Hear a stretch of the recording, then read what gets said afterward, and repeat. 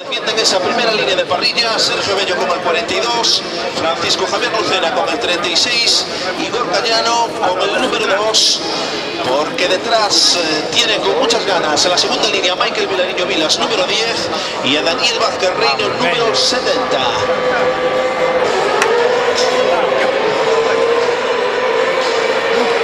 Entra primero sobrado. Ahí los tenemos, primera posición con el número 42, seguido del número 36, tercera posición. Vamos. Que ha salido peor para la...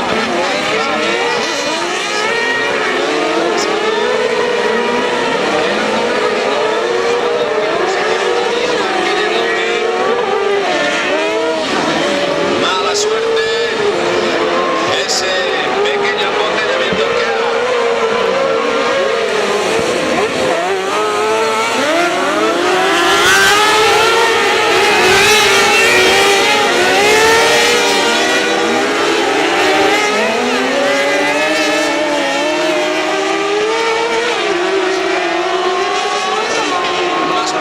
uno de otros, atención a ese número 36 que intenta colarse por el interior, pequeño despiste del número 42, Francisco Javier Lucena, Sergio Bello que se despista, y atención porque continúa, y al final la lucha, Sergio quiere recuperar, pero no es capaz, y al final es el número 36.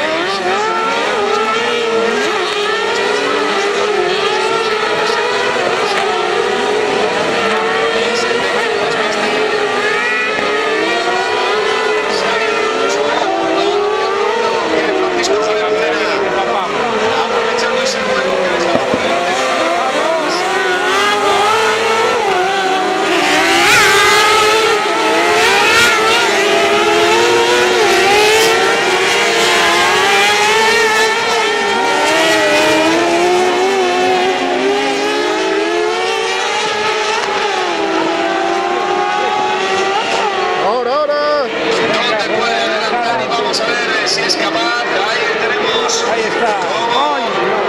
Intenta aprovechar, atención ese número 2 y el número 17. Papa aquí. Se lo va a papar delante nuestro. Venga.